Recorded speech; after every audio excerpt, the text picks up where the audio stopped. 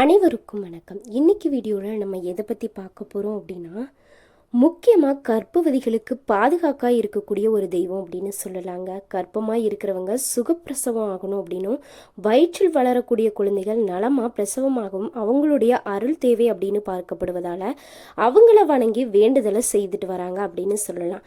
அவங்கள ஒரு வயதான மூதாட்டியான ஒரு ஆட்சியை போலவே பார்த்துட்டு வராங்க அப்படின்னு சொல்லலாங்க. பெரியாச்சி என்கிற பேச்சியம்மனுடைய முழு வரலாறு, இவங்களுடைய அவதாரம் என்ன அப்படின்றத பற்றி தான் இந்த வீடியோவில் நீங்கள் தெரிஞ்சுக்க போகிறீங்க.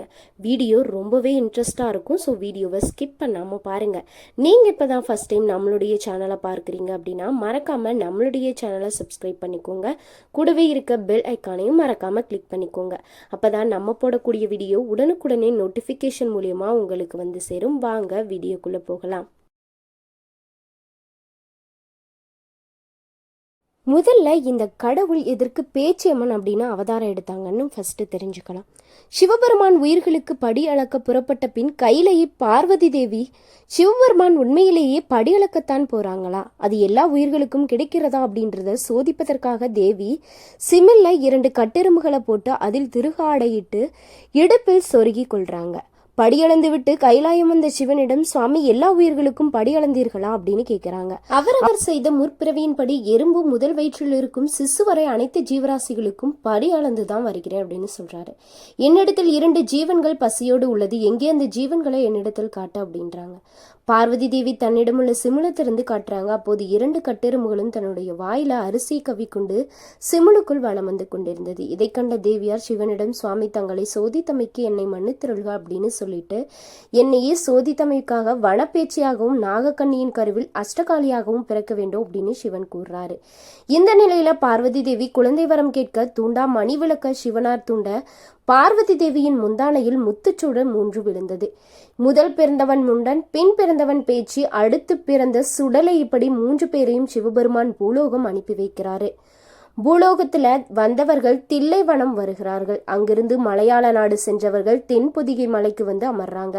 மயானம் சென்றதால் மயான பேச்சு என்றும், பேய்களை ஆட்சி செய்ததால் பேச்சியானதாகவும் அது மருவி பேச்சு அப்படின்னு அழைக்கப்பட்டிருக்கு. பிரம்மனின் சக்தியை இந்த பேச்சியம்மை அப்படின்னு சொல்றாங்க.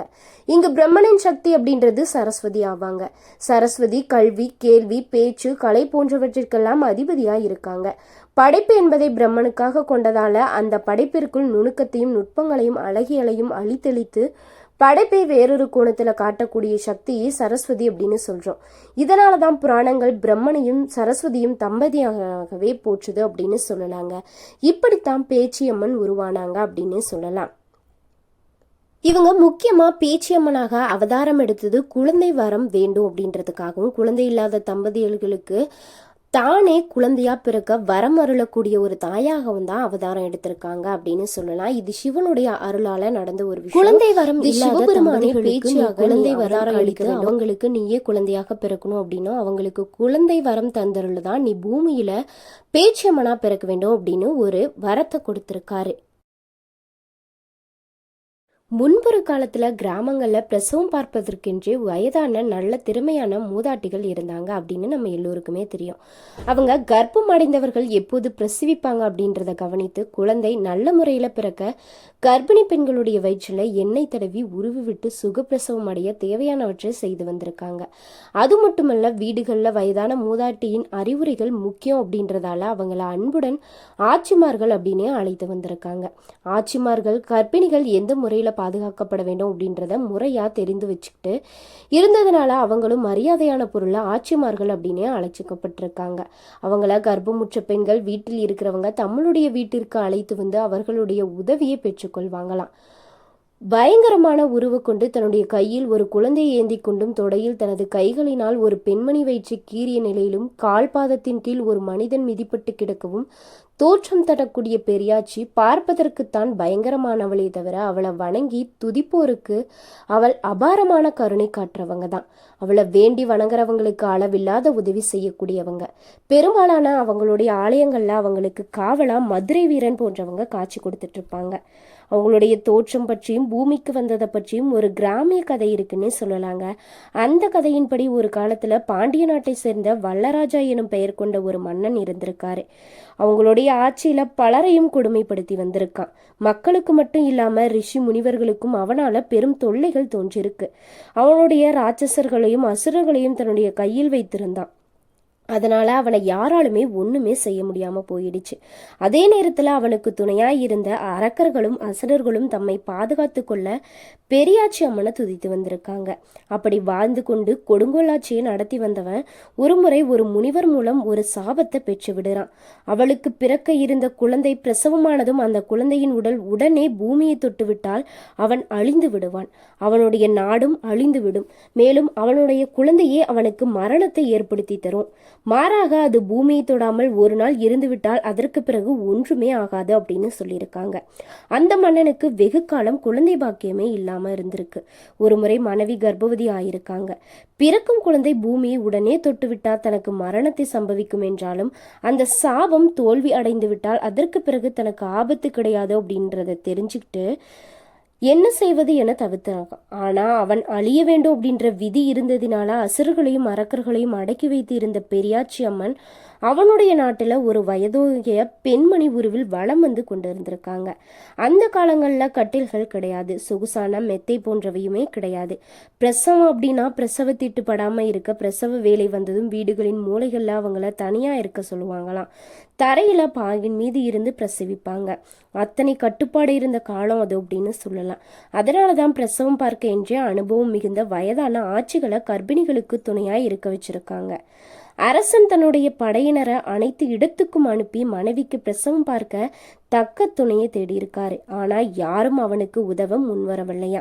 ராணிக்கு பிரசவ வலி வந்து விட்டது. பிறக்கும் குழந்தையும் நலமாய் இருக்கணும், அதே நேரத்துல தானும் அழியாமல் இருக்க வேண்டும் அப்படின்ற கவலை அடைந்த மன்னன் உடனடியா கிளம்பி தானே ஊருக்குள் சென்று நல்ல ஆட்சியை பிரசவத்திற்காக தேடிக்கொண்டிருந்த போது மன்னனின் முன்னால் ஒரு வயதான பெண்மணியின் உருவில் இருந்த பெரியாச்சி அம்மன் தென்படுறாங்க.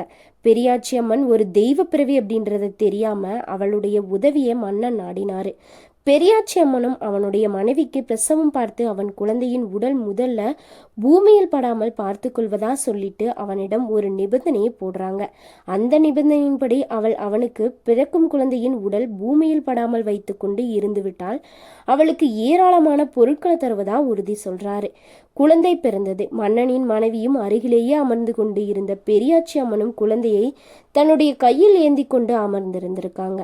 காலக்கெடு முடிந்ததும் அரசன் வந்து அந்த குழந்தையை தன் மனைவியிடம் தருமாறு கேட்டிருக்காரு. ஆனா பெரியாச்சி அம்மனோ குழந்தையை தன் கையிலேயே வைத்துக்கொண்டு முதல்ல தனக்கு தர வேண்டிய பொருட்களை கொண்டு வருமாறு சொல்லியிருக்காங்க. ஆணவம் பிடித்த மன்னனோ ஒரு வயதான பெண்மணியினால் தன்னை என்ன செய்ய முடியும் அப்படின்னு இருமாப்பு கொண்டு அவளுக்கு சொன்னபடி ஒன்றுமே தர முடியாது அப்படின்னும் குழந்தையை கொடுக்காவிட்டால் உன்னை கொன்று விடுவேன் அப்படின்னு கோபமா சொல்லிய வண்ணம் உருவிய வாளுடன் பெரியாச்சியின் அருகில சென்றிருக்காரு. அவ்வளவுதான். ஆத்திரமடைந்த பெரியாச்சி 4 கைகளுடன் கோரமான உருவை கொண்டு பயங்கரமான கண்களுடன் தன்னுடைய சுய உருவை காட்டியபடி அங்கு அமர்ந்திருக்காங்க. ஒரு கையில் குழந்தையை உயர்த்தி பிடித்திருக்காங்க. இன்னொரு கையினால் மன்னனின் மனைவியை தூக்கி தன் தொடை மீது வைத்து கொண்டு அவள் வயிற்றை கிழித்து அவள் உடலின் உட்பாகங்களை கடித்து தின்றாங்க. அதற்கிடையில் தன் அருகில் உரிய வாளுடன் வந்த மன்னனை தன் காலடியில் தள்ளி அழுத்தி கொண்டிருக்காங்க. அவன் படையினரை அவளுடைய அடிமைகளாக அசுரர்கள் துரத்தி கொண்டார்கள்.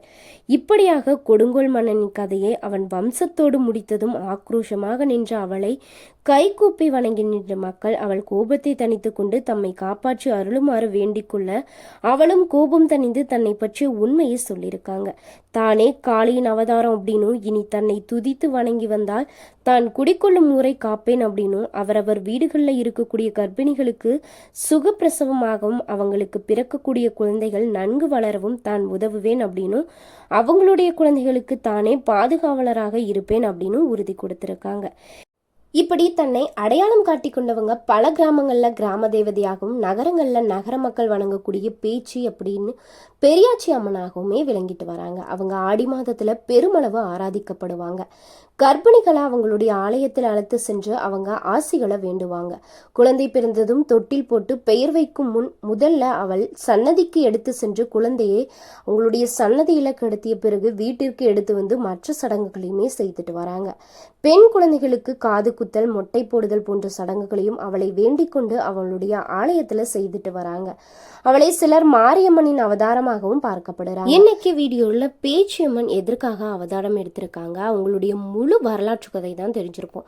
இந்த வீடியோ உங்களுக்கு ரொம்பவே இன்ட்ரெஸ்டிங்கா இருந்திருக்கும் அப்படின்னு நம்புறேன். வீடியோ பிடிச்சிருந்துச்சு அப்படின்னா மறக்காம லைக் பண்ணுங்க, ஷேர் பண்ணுங்க, கமெண்ட் பண்ணுங்க. இந்த வீடியோ பத்தி நீங்க என்ன நினைக்கிறீங்கன்னு சொல்லிட்டு உங்களுடைய கருத்துக்களை கமெண்ட் பாக்ஸ்ல பதிவிடுங்க. நன்றி நண்பர்களே.